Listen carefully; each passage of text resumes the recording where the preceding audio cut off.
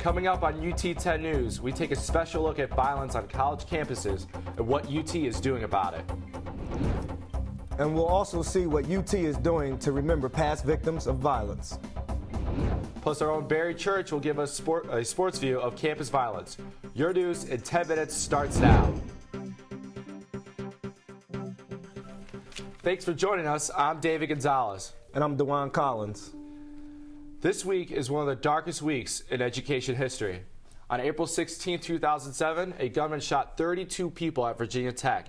And on April 20th, 1999, 2 shooters killed 12 students and a teacher at Columbine High School. One of the ways that you can remain safe on campus is to know the signs of a troubled student.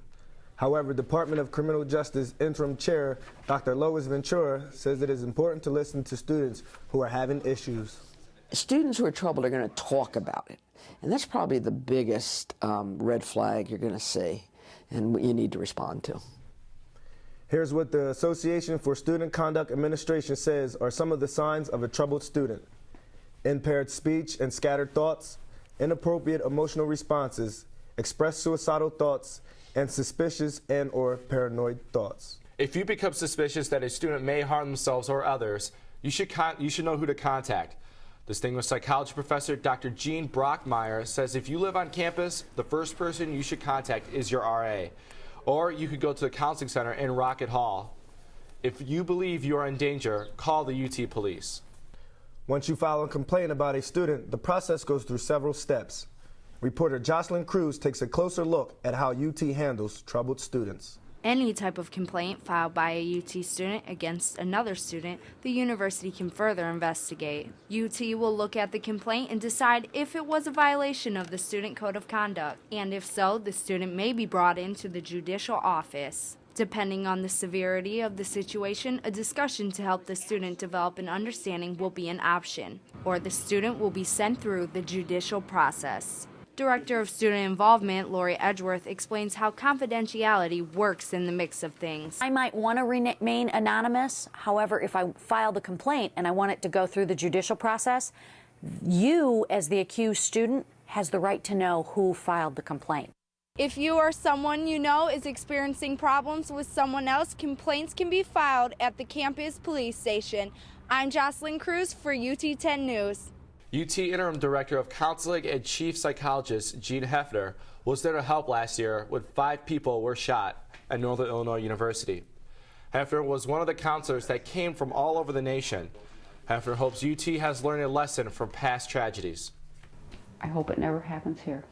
I hope everything that we've learned from Virginia Tech, everything we've learned from NIU,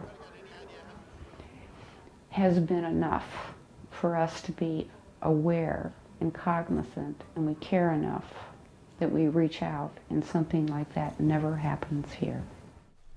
Hefner says she feels an attachment to Northern Illinois because the school is very similar to UT. Well, that's truly a great thing she did to go to Northern Illinois to help out the students. I think it's great that she gave her time and an effort.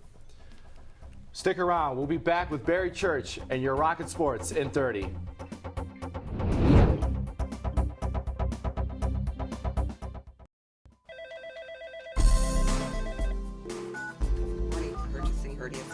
When you need to connect on the UT campus, Rocket Telecom is your source. We keep UT students, faculty, and staff in touch on a network of over 7,000 telephones and provide voicemail for when you can't connect. We're just making sure that on the front end that... When you need to reach more than one, we provide teleconferencing. And when words are just not enough, we provide video conferencing. What does it mean to be an engaged metropolitan research university? When you need to reach the total campus community and beyond, Rocket Telecom is your source for live and pre-recorded video streaming. And when you're on the go, Rocket Telecom is your choice for cellular service that fits your needs and budget. Connect with us on the web at telecom.utoledo.edu.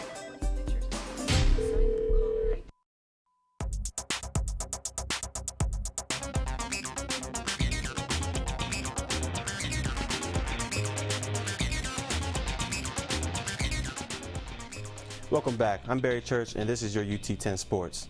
In light of our show today, I talked with some of UT's athletes about their reactions to both school shootings and their safety on and off the field. I also met with Sean Stewart, a Northern Illinois tennis player who was there during the February shootings.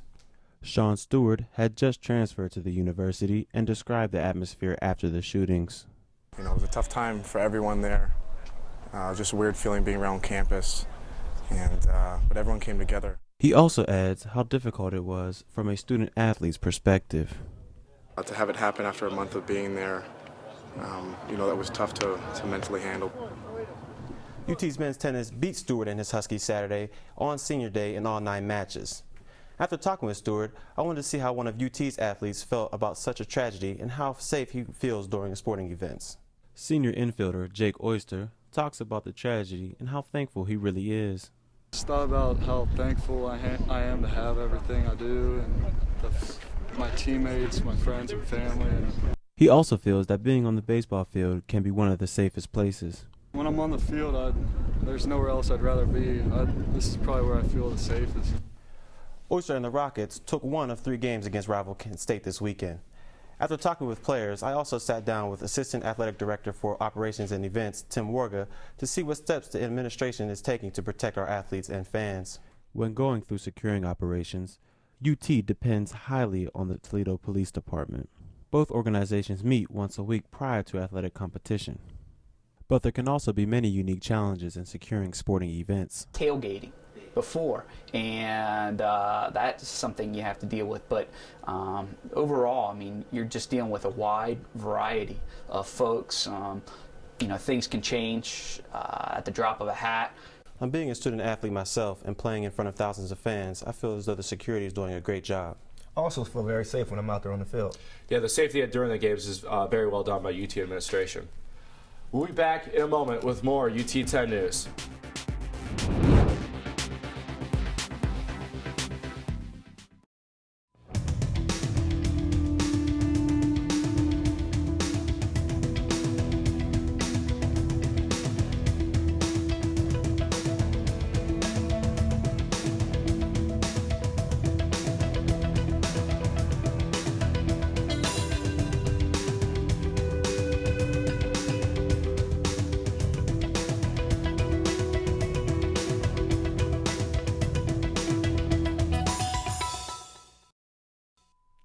Students are taking action for their rights to defend themselves.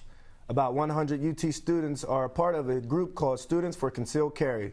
Student leader Matt Rubin says students are being denied their right to carry firearms. And the facts, as well as the statistics, clearly point out that concealed carry on campus would not have a negative impact. Rubin says the group plans on having a rally near the end of this month. Members of Students for Concealed Carry will walk around campus wearing empty gun holsters. Rubin says this is to symbolize that if an attack does happen, students would be defenseless. After the tragedies at Virginia Tech and NIU, memorials took place across the country. UT held a memorial service in front of the student union after the Virginia Tech shooting last year. Students came together to honor the 32 people who were killed. Just 2 years after the Virginia Tech tragedy, the Dean of Students Office and President of Student Government, Greg Seifert, says there is nothing planned here at UT in memorial this year. Well, that's it for UT 10 News. If you have any stories or information you would like to share with us, please email us at ut10news@gmail.com. And remember, you can also watch our newscasts on YouTube and Facebook, where you can get caught up on all of your campus news whenever you want. For David Gonzalez, Barry Church, and all of our crew, I'm DeJuan Collins. Have a great week and stay tuned for more news from the UT campus.